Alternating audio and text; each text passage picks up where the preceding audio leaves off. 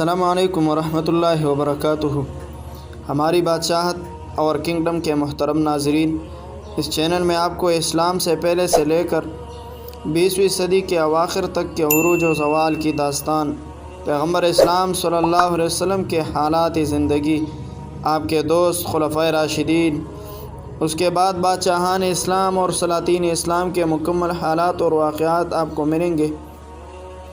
بس آپ سے ریکویسٹ کرتے ہیں کہ آپ ہماری بادشاہت کا حصہ بن جائیے اور کنگڈم چینل کو سبسکرائب کیجیے۔ شکریہ۔ گزشتہ سے پیوستہ ایپیسوڈ نمبر 2۔ شروع ہی سے آپ کی زندگی میں نیکی، سچائی، دینداری اور امانت اتنی مشہور تھی کہ سب آپ کو امین، امانت دار کہہ کر پکارتے تھے۔ دشمن تک آپ کو سچا اور نیک سمجھتے تھے۔ ایک مرتبہ مکہ میں پانی کی ایسی زیادتی ہوئی کہ کعبہ کی دیواریں پھٹ گئی۔ قریش یعنی مکہ کے لوگوں نے پھر سے درست کرانا شروع کیا۔ جب دیواریں کچھ اونچی ہو گئی اور حجر اسود، وہ مقدس سیاہ پتھر جسے حج میں لوگ چومتے ہیں، کہ رکھنے کا وقت آیا تو آپس میں جھگڑا شروع ہوا۔ ہر شخص چاہتا تھا کہ یہ پتھر اسی کے ہاتھ سے رکھا جائے۔ جب بات بہت بڑی اور مار پیٹ تک نوبت آئی تو سب نے کہا کہ اس وقت جھگڑا بیکار ہے، چلو فیصلہ کر لیتے ہیں کہ جو شخص سب سے پہلے آئے وہ اس جھگڑے کو طے کرے، جو وہ کہے گا ہم سب وہی کریں گے۔ صبح ہوئی اور لوگ آئے تو دیکھا کہ حضور صلی اللہ علیہ وسلم پہلے ہی سے حرم کعبہ میں موجود تھے۔ دیکھتے ہی سب چلا اٹھے کہ امین آ گئے، اب ان سے بڑھ کر اور کون ہو سکتا ہے۔ حضرت صلی اللہ علیہ وسلم نے ایک چادر بچھائی، حجر اسود کو اس پر رکھا اور فرمایا کہ ہر خاندان کا ایک ایک آدمی، ہر قبیلے کا ایک ایک آدمی آ جائے اور سب مل جل کر اس چادر کو پکڑ لے۔ اس طرح اٹھا کر پتھر کو اس کی جگہ تک لائے۔ یہاں پہنچ کر آپ صلی اللہ علیہ وسلم نے فرمایا، میں تم سب کی طرف سے اسے رکھ کے دیتا ہوں۔ اس ترکیب سے سارے لوگ بہت خوش ہوئے اور سارا جھگڑا ختم ہو گیا۔ حضرت صلی اللہ علیہ وسلم ہمیشہ نیک کاموں میں لگے رہتے تھے۔ مکہ کے قریب ایک غار حرا تھا۔ آپ کھانے پینے کا سامان لے کر وہاں چلے جاتے اور کئی دن تک عبادت کرتے رہتے۔ ایک دن آپ اسی حالت میں تھے کہ حضرت جبرائیل علیہ السلام اللہ کا پیغام لے کر آئے۔ اس دن سے قرآن پاک کی آیتیں اترنی شروع ہوئی۔ کچھ دن کے بعد حکم آیا کہ دوسروں کو بھی اللہ کی باتیں سنائی جائے۔ جو لوگ آپ کے زیادہ قریبی تھے، پہلے آپ نے ان کو سنایا۔ حضرت خدیجہ رضی اللہ تعالیٰ عنہ آپ کی بیوی تھی۔ حضرت ابوبکر صدیق عمر بھر کے دوست تھے۔ حضرت علی بچپن سے ساتھ رہے تھے۔ حضرت زید آپ کا غلام تھا۔ آپ کی پوری زندگی ان لوگوں کے سامنے تھی۔ یہ اچھی طرح جانتے تھے کہ آپ کس قدر نیک، سچے، پاک اور ایماندار ہیں۔ آپ نے جیسے ہی ان سے فرمایا انہوں نے مان لیا اور وہ آپ پر ایمان لائے۔ شروع ہی میں کچھ دن آپ چپ چاپ خاموشی سے کام کرتے رہے، الگ الگ لوگوں سے ملتے اور انہیں خدا کا پیغام پہنچاتے رہے۔ کچھ لوگ اس طرح اسلام لے آئے تو اللہ کا حکم آیا کہ اب کھل کر صاف لوگوں سے کہو۔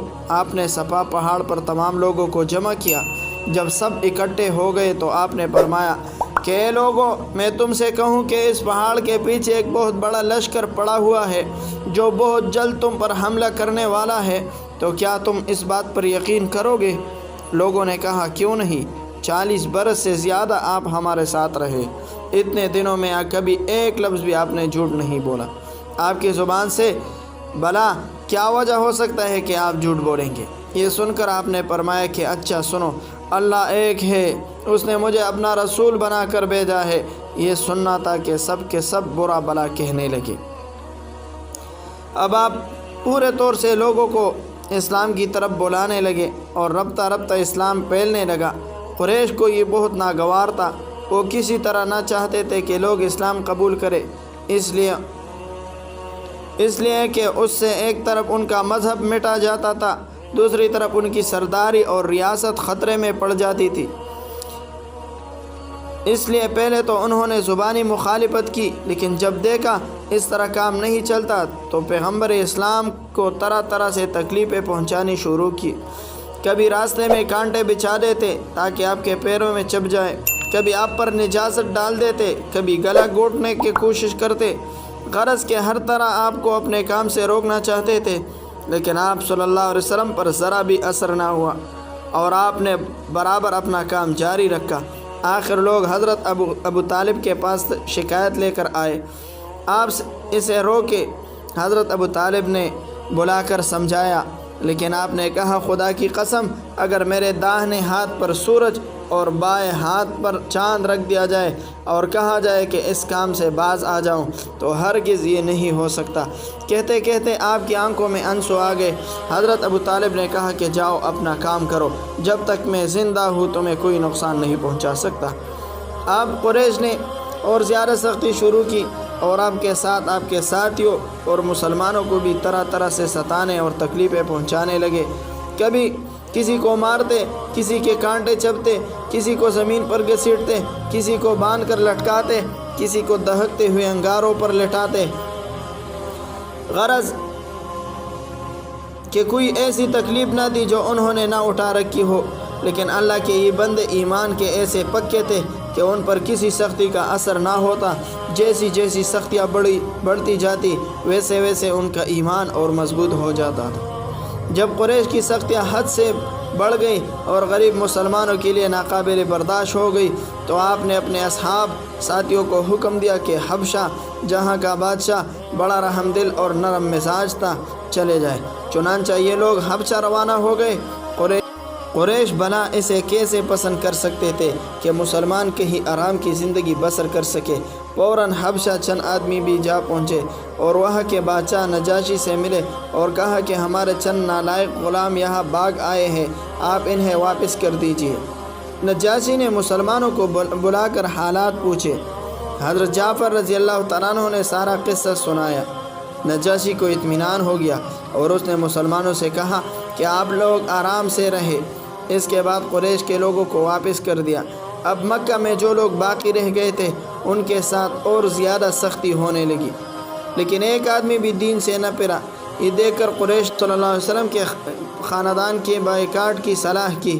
چنانچہ 2 برس سے زیادہ ان کا بہت ہی سخت بائیکاٹ رہا اور ان کے ساتھ میل جول، شادی بیاہ، ہر قسم کے رشتے توڑ لیے، ان پر کھانے پینے کا سامان بند کر دیا۔ 2-2.5 برس کے بعد چند رحم دل آدمیوں نے درمیان میں پڑھ کر یہ بائیکاٹ ختم کرا دی۔ حبشہ کے ہجرت کے بعد طائف اور مدینہ کا ہجرت انشاءاللہ آئندہ ویڈیو میں۔ تب تک کے لیے اجازت دیجیے۔ السلام علیکم ورحمۃ اللہ وبرکاتہ۔